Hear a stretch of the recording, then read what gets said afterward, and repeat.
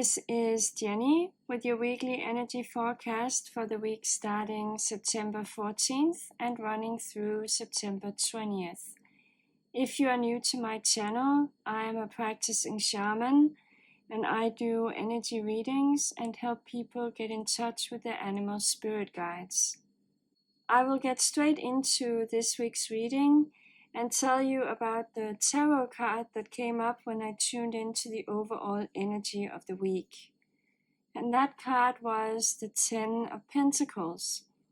These 10 pentacles that you see in this card forming what looks like a ladder towards heaven symbolize the multitude of skills and talents and inner virtues that are available. It can also be established conditions such as accumulated wealth. But it is a foundation that is present that both symbolizes everything that went before, but also opens up new possibilities and the chance of new beginnings. So the pentacles are everything that is available to you. All of your gifts, all of your talents, all of your skills, everything that you can do.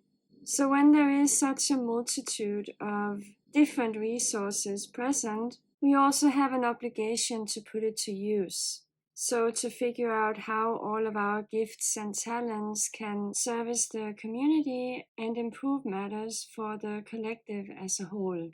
And by being willing to show the world your talents, whatever they may be, you can be certain that there will be a return flow. That is one of the basic principles of the law of attraction. If you feel that you have already achieved many things in life, if you have accumulated wealth, it is also important not to be stuck in boredom or apathy. So you always have to reassess your talents and your gifts and figure out if you are putting them all to the best use possible.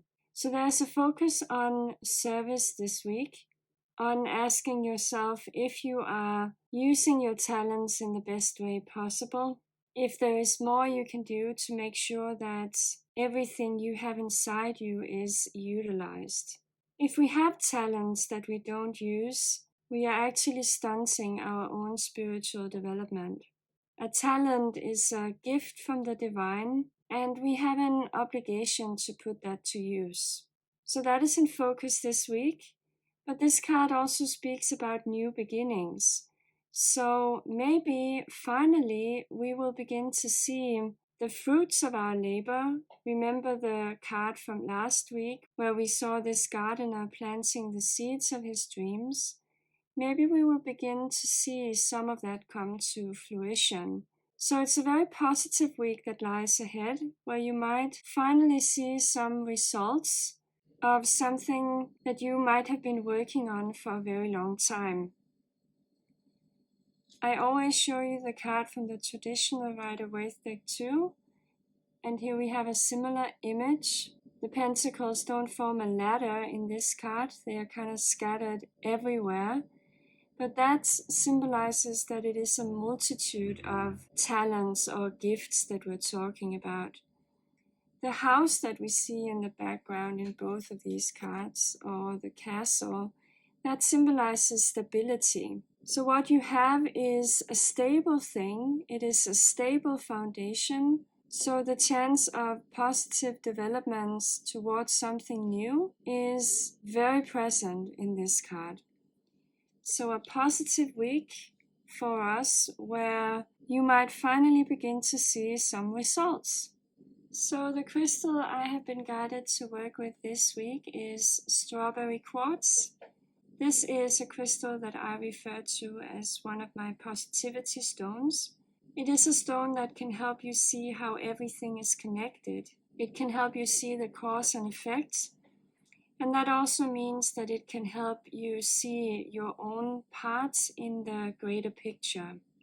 When we are being guided to use all of our talents and gifts for the greater good, there is an ego trap there. We risk falling into a trap where we assign way too much importance to ourselves.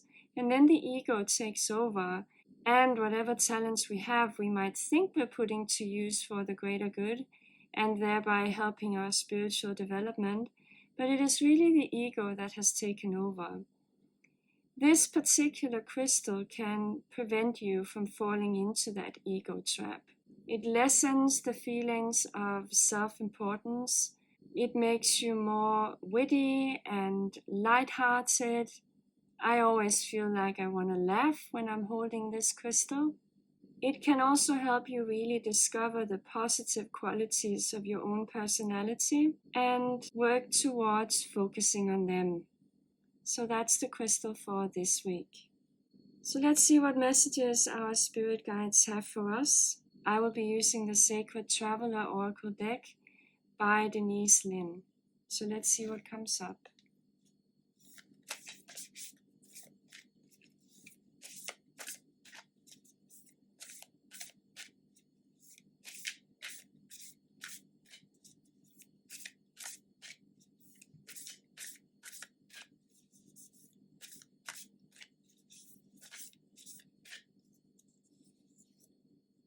Here we have our first perspective.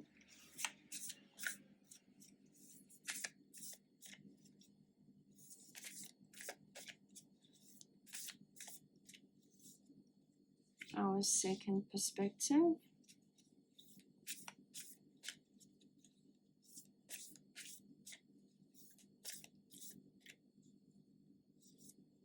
And our third perspective. Wow, this is actually quite amazing. The first perspective we have this week is called The Gates of Triumph, and underneath it says, Success expands in your life. And look at this open gateway here. Look at this beautiful sunrise that lies ahead. Everything is sunny and shiny. So that fits right into the message of this card here. The foundation is there for new beginnings. You might finally begin to see the fruits of your labor. This is a card of immense success. It represents both inner spiritual development and achievements, but it also represents great manifestations in your physical life. It's an extremely positive card that shows that things might finally be changing, that you will begin to see a difference this week. And the next card, they go perfectly together. The second perspective is called Answering the Call. And underneath it says the time is now.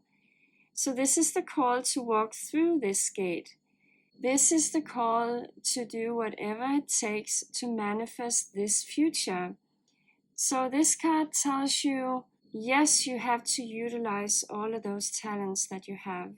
All of the gifts that you know you have inside you, you have to put to use so that you can walk through this gate.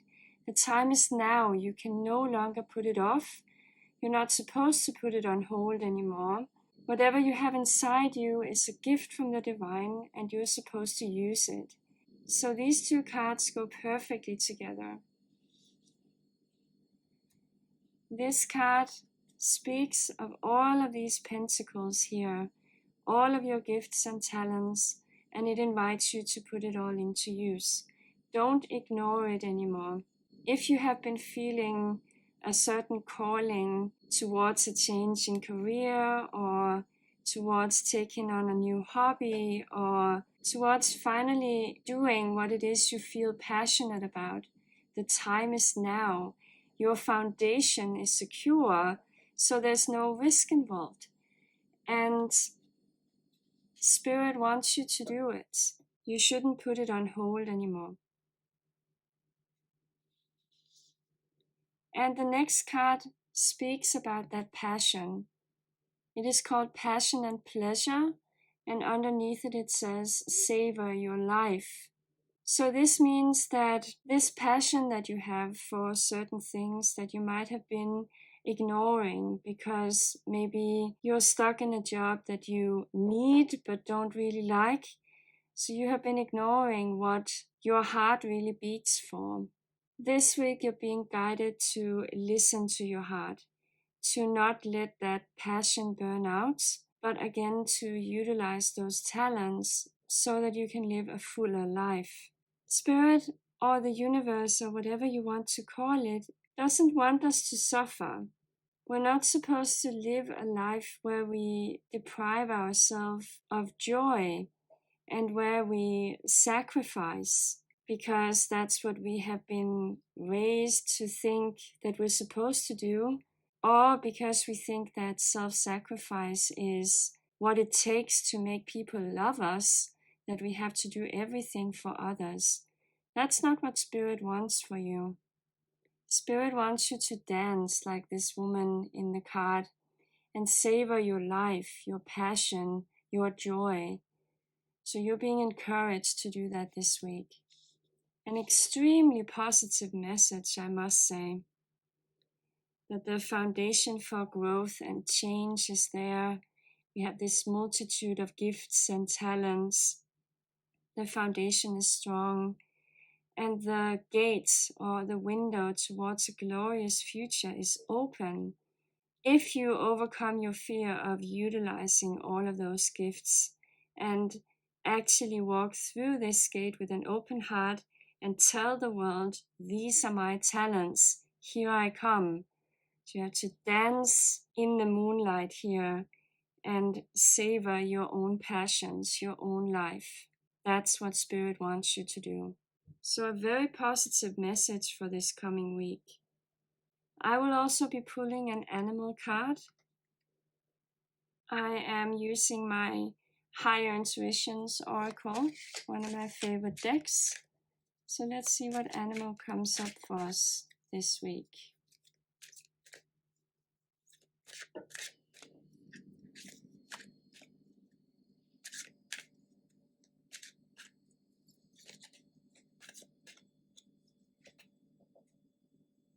Ah, perfect.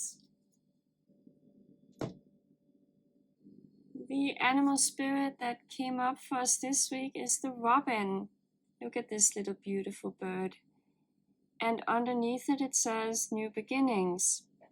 The robin has a message to us about letting go of the past, about finally releasing old pain that we might still be carrying around, about working with our angels and our spirit guides to mend all of the wounds that we might have.